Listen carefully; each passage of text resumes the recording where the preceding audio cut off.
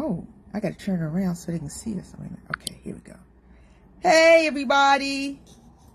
Here we are. Yeah. Should I turn it sideways? What happens if I do this like that? Is that going to work? You can't turn your phone. Oh, oops. You can't turn your phone while live. So much for that. Okay. Okay. We're experiencing technical difficulties yes, again. Here we go. With laptops, okay? Okay. So we're using our telephone. Hopefully you all can hear us and see us. Yes. Yes. Oh, phone's going to be fine. Yes. Okay. All right, honey. Tonight we're going to be dealing with how we deal with difficult emotions. We've had a lot of difficult emotions trying to get this thing going. And I keep saying I'm going to get another computer. I love this computer I got, but I need to get something else. This is not working for us anymore. So anyway, Hamp, you going to go ahead, honey? Okay.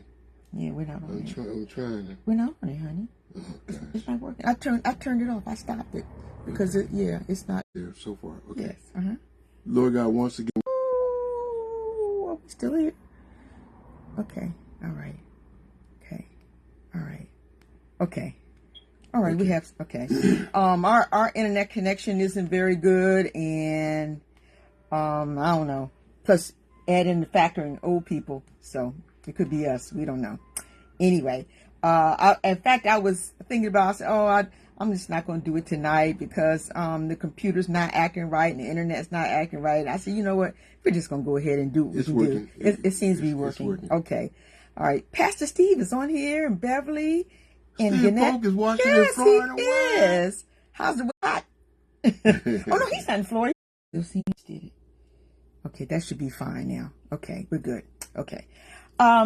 Tonight, I'm going to, I told you we're going to deal with how to deal with difficult emotions in the caregiver and care partner relationship.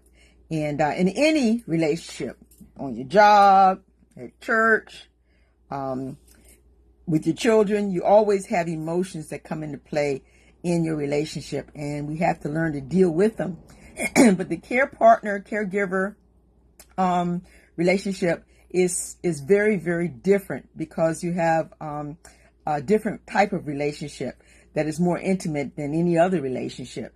And so you have to factor that in with the intimacy, and sometimes the intimacy loses out to the emotions. Yes. For example, I know you all saw that picture that I took of Hampton, the one that that I posted with the announcement tonight for it. That look, and so I told him, I said, "Hey, I need a picture to go on with this post." So I said, you need to show me that look. You know that look, the one you give me that where you say, what did I tell you? The look that what? Did you get on my nerves, or get away from me, or get out of my face? He never says those words, but he can give me a look that says all of that in that one look, and that's that look you all saw in that picture. And yeah, I hate that look. And it feels, he might as well just go ahead and say the words because it has the same effect. The only difference is, he can always say, well, I didn't say that. He didn't say that, but he looked that. Yes. Yeah. What are some of the difficult emotions you have had as a care partner?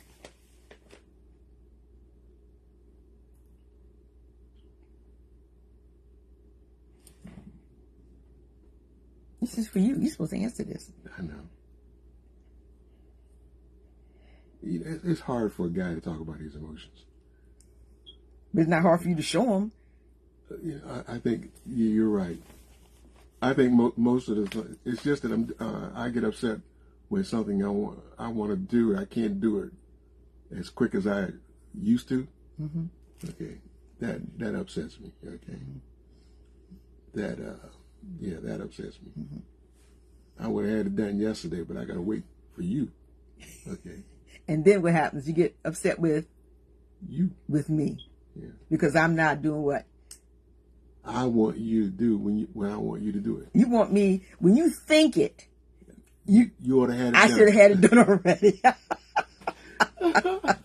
and I see the impatience, and I don't know if it's impatience or frustration with yourself, and because it's hard to hold stuff on yourself a lot, so it kind of spills over onto me, and so I get it. So then I have to deal with either give it back to him or suck it up and just do whatever he wants me to do at that particular time. That's probably the better way to do it. But if you do it too much, or if the emotions are so strong that you keep doing that, you can injure or do yourself harm, your own mental health harm, and fall into depression. And so it's important that at some point in time, I say, look, I got lotion on both hands. Can you wait a minute? Because there are times he could come to me to help him put something on, and I can hear the urgency. And now we're going to the same place now, and in the same car, especially like on Sunday morning, we're getting ready for church, and he wants me to hurry up. Now I've already helped him get dressed, and I'm still standing in my birthday suit, but he's dressed. Now all of a sudden, hurry up. Come on, what you doing? Why you gotta wait on it? Let's go. But wait a minute, Ed. You got to give me the extra 20 minutes that I used to help you. Give me those 20 minutes back. So I hear the frustration in his voice like that, and or sometimes if I ask him something and he doesn't answer me right away, like he just did when I asked him about what are some difficult emotions he has to deal with. If I ask him again, even though I had just asked him because he didn't answer me, I said, well, maybe he didn't hear me. And he didn't respond either way. And all of a sudden, I get that look, or I get a scowl. He doesn't say anything. I said, oh, Lord, here we go. So I just go and stir some potatoes or something. You know? Yes.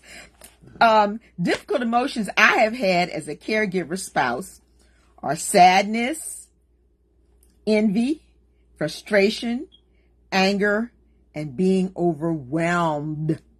Yes. And these are emotions that I have every day.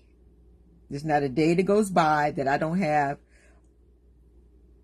all of those. And there's nothing really that anyone can do about it. There's now if I'm feeling overwhelmed because I got so much to do and so many things going on, a lot of times it's because I didn't plan properly. You know, I all of a sudden I've got to go shopping. I got to pick up the meds. I got to go do this. I got to do that. Got to go, and I didn't plan my day out. And it feels good not having to plan, but it doesn't always work. But you know, as good as we plan, all it takes is one little thought or wrench, and it works, and it's one little slip and fall. Oh yeah. Yeah. We were getting ready for church. What 2 weeks ago, and everything was right down to the minute. I was dressed. Hamp was dressed. We'd had something to eat. We were ready to go out the door because I like to get to church early so I could sit in the back because it's easier for Hamp to get up and not have to walk all over people trying to get up. If he has to. Next thing you know, what happened? Hamp was fall face plant right on the couch. So I was in the back trying to finish up whatever I was doing because we were right on time, and I heard him call me, but it wasn't like, "Hey Sharon," it was like that. It was kind of muffled. Was your face in the pillow? Yeah. So I didn't really hear him, and so I could hear him call me. I'm saying, "What is that?" And so I went out, and there he is, face planted on the couch, trying to get up off the floor. And he's turning from side to side, trying to get up, and he wanted me to help him. Well, my husband weighs 200, what was last time, 254 pounds? Yeah. That's a quarter of a ton. Is that a quarter of a ton? No. Oh, no, it's not quarter. It's not quarter of a ton. That's 500 pounds. That's Oh, okay. All right. No, he wasn't quarter. Anyway, it's 254 pounds. And he wanted me to help him get up off the floor. Now, he can't help me help him get off the floor. That was going to be me picking him up and getting him to a position where he could get up off the floor. I couldn't do that. I knew I couldn't do it. I tried to explain to him that if I tried to help him, that he could injure himself or me, if he would fall on me or he would fall down on the cell, hit his head, whatever. And he was getting frustrated that I was not helping him. No. It wasn't that you couldn't help me. It was the fact that, darn, I got myself in this position. Is that what that was about? Yeah. Oh, okay. That's one of the things I have later on. I said sometimes our emotion, the way we react to things, is because it's a perception of someone's difficult emotion. That really the emotion isn't necessarily directed at us. It's just the perception. And see, I perceived that he was frustrated with me because I wouldn't help him get up. I didn't know that's what it was until right now. I did not know that you were frustrated at the fact that you couldn't get up. You couldn't get up. So I called my. It was the first time it was help. I can't get up. I fall and I can't get up. That was the first time. That was a real true fact for me. Okay. So help was on the floor, and I felt bad for him. That's another emotion. I felt bad. I felt embarrassed for him because I knew he felt embarrassed. And so he was going to feel more embarrassed because I had to call somebody to come help me get him up. And he didn't want me to call. He just, well, just help me do it. I said, Hemp, I can't do that. And so I called my daughter-in-law and I woke her up, and she was trying to get dressed to come over. In the meantime, I looked outside and I could see Justice, our grandson, sitting on the porch. And so I called him, and he came right over, and all by himself. Now, I know Justice doesn't weigh no more than, 120 pounds soaking wet. Yeah. And he was able, those nice young 16-and-a-half-year-old muscles, he was able to pick Hampton up, set Hamp on his lap, and then Hamp was able then to stand up. He did all that, but I didn't help him at all. All I was doing, only thing I could do was lay down so he could fall on me instead of falling on the floor. But Hamp, Justice was able to get him up. But that was frustration. And so Hamp was embarrassed. He was frustrated with himself. And so these are emotions. So I could have reacted, in some other way. I don't know, some negative way. Why would you do that? Because he was trying to put the blinds up in the RV. And he slipped. His boots were relatively new, and his boots left the carpet and slid on the marble floor, and he fell. And I said, well, why didn't you do that? Why didn't you call me? He likes to do so. Again, he's trying to save me some time. And so he was opening up the curtains and the blinds and stuff. And so anyway, yeah. Yeah, those leather soles on that boot. Yeah. Yeah. Well, anyway. They just slid right off the carpet. Yes, they did. Right on, and he fell on his knee. And of course, we were scared that he messed up his knee, and he did, but not. Surgery. But it was just sore. He didn't have any. Yeah, they swelled up on me a little bit. They did an X-ray. He's fine with his knee. Yeah. As far as sadness, I see Hampton, and there are times when I look at him, and I still see. I know my 17-year-old boyfriend is still in there somewhere. I know he's there. Okay, he was 16. Anyway, I know he's still in there, but he's inside of this old man that I see. And I want to reach in there and grab him. But I think if I grab that 17-year-old and grabbed him and brought him out, what am I going to do with that? Oh, suck it now. I can't do nothing with that. But I see my sweetheart, and his body is failing him, and I feel really bad. So I'm sad about this. I'm sad about that every day. I'm just sad about that. I know, baby. And then there's the envy. When I see him, he can sit down every day and have somebody wait on him. I want somebody to wait on me. You didn't know that? I know, honey.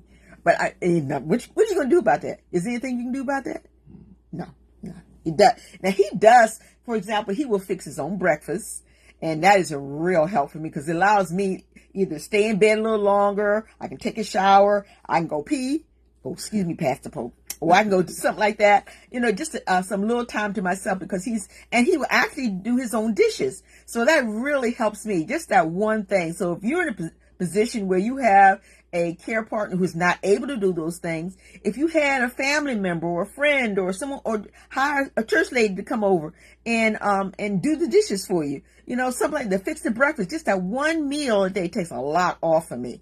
And I also have a refrigerator full of Lucerne. So if we have to go someplace and because Hamp's diabetic, we don't want to just leave and he's not had anything to eat. So he'll grab a Glucerna, I'll grab a Glucerna. I'm not diabetic, but that Glucerna helps me keep my blood sugar up, so I don't get hangry, So we do that until we can have lunch. My frustration is that when I go with Hampton to the doctor, especially for his knees and his back and whatever, and they're telling him what he needs to do, the exercises and stuff. I know he is not going to do not nary exercise. He's shaking his head like, yeah, I sure am. Yeah, I understand. I'm saying to myself, that man can save his breath for the glory. He is not going to do none of that. How many of those exercises you've done since we've been home? None. He hadn't done. You do what you do. I did the butt kicks. I've done the stretches. Do you do any walking? Yeah. Well, okay. Well, he did walking by mistake. Well, passively, because he's been going to the store. And normally I would say, well, yeah, I'll go to the store with you. But I deliberately have stopped going to the store with him, because if I go to the store with him, I'm the one doing the walking into CVS, walking into the Shoppers, walking into Aldi, walking into Sam's Club. But if he's not, if I'm not with him, then he's doing all the walking, so that helps. And because you've been kind of regular with your pooping too, haven't you? Okay, scarred by Pastor Polk anyway. But it keeps him regular. And so we don't have that shutdown anymore. So that helps. But I get frustrated because there are things I know he should be doing more. Walking now, it's supposed to be cold this weekend. He is not leaving in here. And I understand, because the cold makes his knees hurt. Or baseball every day. Yeah. and his knees hurt. And so he'll be sitting. And that's the worst thing in the world that he could do, is sit in one place all day long, because it makes his carbon dioxide saturation go up, and it makes his knees and his hips get stiff. I'm going to turn this thing. Okay. So, okay. Also, the envy, like I said, I like to be able to sit all day and just play on the computer. I can't do that. I can't, because I got so much to do. I find stuff for me to do. Okay. Lori says, stop telling stories. She knows. How do I deal with the emotions? A lot of times I keep the emotions to myself, because if I'm... Well, you call Yvette. I know you call Yvette, you call your sister, you talk to Lori. Okay. When you get upset with me, I know what you do. I know the deal. Okay. Well, it's better than you getting the blowback, right? Yeah, that's true. Thank y'all. Okay. Okay. Well, what do you do to deal with those emotions? Oh, I'll go sit on the porch, feed my fish. He does, yeah. Watch a Western. Mm-hmm. Okay. Mm-hmm. Play solitary. Mm-hmm. Read the Bible. Mm-hmm. I got my ways. Yeah. Okay. Sometimes I'll go in and play with the perfume and spritz myself, and the aromas help any type of depression. Smelling different aromas. Aromatherapy is for real. It is for real. And I love different perfumes and stuff. And I'll spray him. And even he's gotten to the point, he say, you didn't give me none of this smell good stuff. I said, okay, yeah. You got that. Yeah. It's fine until we get these incense thing burning in here. He doesn't like the incense. Good gracious. That stuff smell like camel dung. I swear it does. When's the last time you smelled camel dung? Let me see. 19... No, ain't no 19. They did not have camels in Vietnam. Okay. Oh, yeah, they did. Oh, did they? Yeah. No, they did not.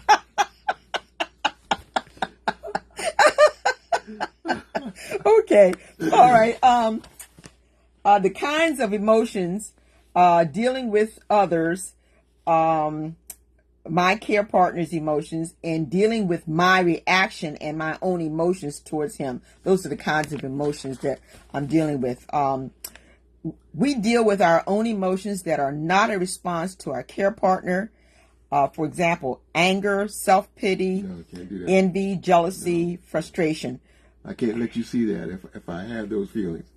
And I'm a blessed guy, because most of the time I don't have that. I don't have those feelings where I want to have a pity party or something like that.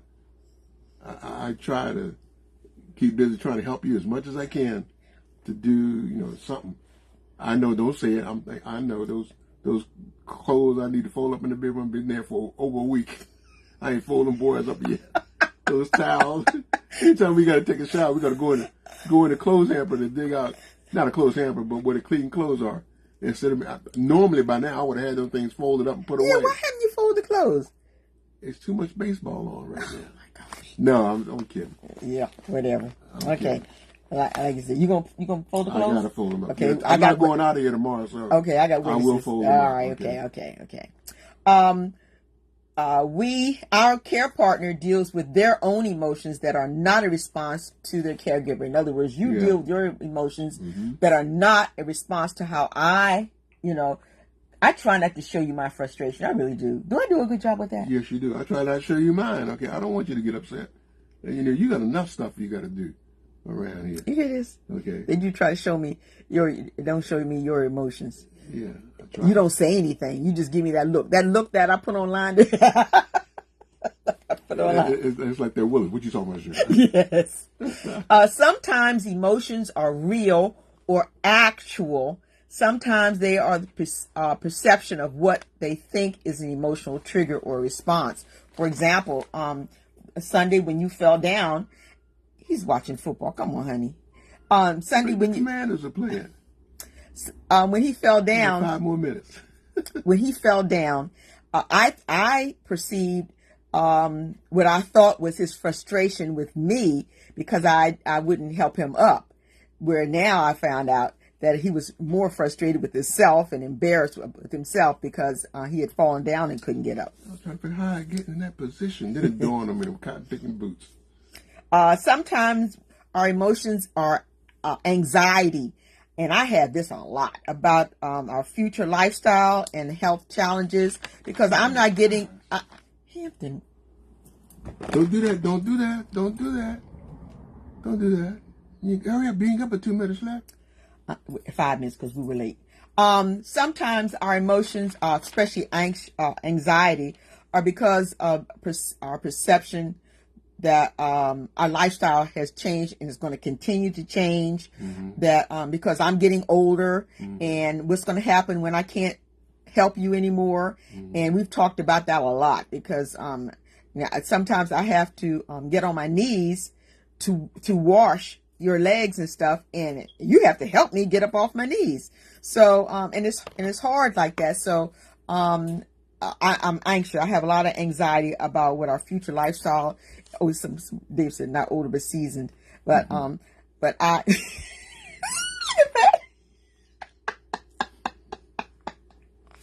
Yeah, we're losing now, 17-0. You gotta turn that off. You can't help them. Okay. Also, grief. I have been grieving what we had. I've been grieving the loss of Hampton. To see his muscles in the places it used to be, they're not there anymore. And because of the long stint he had in the hospital, he lost a lot of muscle mass on his legs, especially. And so I'm grieving the loss of the body of the 17-year-old that was my boyfriend. Like I said, I don't know what I would do with that 17-year-old rang the doorbell right now. I'd probably faint if he showed up. What am I going to do with that? Make him a smoothie. Give him a Slurpee. And I do have some guilt about could I do better if I were younger? Would I be able to do more to help him? For example, he's supposed to be doing his exercises every day, and I'm so busy doing other stuff that I can't help him do his exercises. You can't help me. It's just walking up the steps, down the steps, just walking up and down the steps. Okay. Going to feed the fish. Going to feed the fish. Walk up the steps, down the steps. But would you go to the gym if I asked you to go? No, I don't want to go to the gym. No. Frustration. Yeah. Okay. One of the ways we can help ourselves deal with the emotions is to keep a journal. I make my video blog. That's what I'm doing right here. Webcast support. You go to a support group. If you're in a Bible study, especially if you're in a Bible study of people that you know intimately, and they're not going to be spreading your stuff all over the place, they're just going to pray for you. That's what you need. Have some friends that you can call and reach out to family and friends and accept help when it is offered. don't do Hamp used to, the people would go to Hamp and say, anything I can do for, no, Sharon's got it. And I didn't know that's what he was doing until a couple of times he was doing it in front of me. I said, why are you telling people don't help me? Well, they're not going to be going home with us. Heck with that. They can help me right now. And so from then on, I said, look, when somebody asks you if we need help, tell them to ask Sharon. And he does that now because I don't turn it down. And there's, like I said before, there's sometimes I don't even know what help I need. I have no clue. And so, and oh Lord said, you can only do so much. Here we go. And then Pat has to second it. Yeah. Oh, yeah. David just shows up. He does. He just shows up. And sometimes he show up and I would get a chance to go home. Especially when we were in the hospital, I could go home, get some lunch, take a bath, wash my hair, stuff like that. And so some people just show up. We have an open door policy. Just show up. Just show up. Yep. Make a list of what you need to do to help structure your tasks each day. I cannot emphasize the importance of planning out your day. Planning your trips to the store, making a shopping list, making a list of the phone calls you have to go. I have to do that for you tomorrow. Make a list of the phone calls that need to be made. For example, Hamp has to call and get some records from his doctors. So I will make a list of all the doctors he needs to call and their telephone numbers. He can call and request all of his medical records. We have to have those. So those are some things that have to be done. Doctor's appointments. Some things your care partner can do if they're able to. They can call and make doctor's appointments. They can call and check up on and do the online banking, paying the bills. There's some things, if your care partner is able, they can do those things so you don't have to be bothered with that. If you have your daughters, your son, a trusted friend, they can also do that type of thing. Don't be giving your financial stuff to just anybody. Just show up at the door. You need some help with your banking, your online banking. What's your password? No, you don't need that. What you need is some people who to surround you who can help you with those tasks. I'm getting old now. I told Lori the other day, I'm tired of paying bills. I'm trying to get to the point where all they gotta do is press a button and then stuff go out. That's what I'm trying to do right now. Yes, because that used to be Hamp's job. He paid all the bills for the first 35 years we were married. He did all the bill paying, and then all of a sudden, what happened? All of a sudden, you stopped doing that. Ding, ding, ding. One arm is not an excuse. Well, I was in the hospital, okay? You were in the hospital for 18 years. Okay.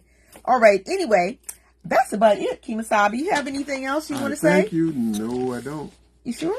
I'm very sure. Okay. Well, I want to see the second half again. I know, honey. We're going to talk about managing stress next week.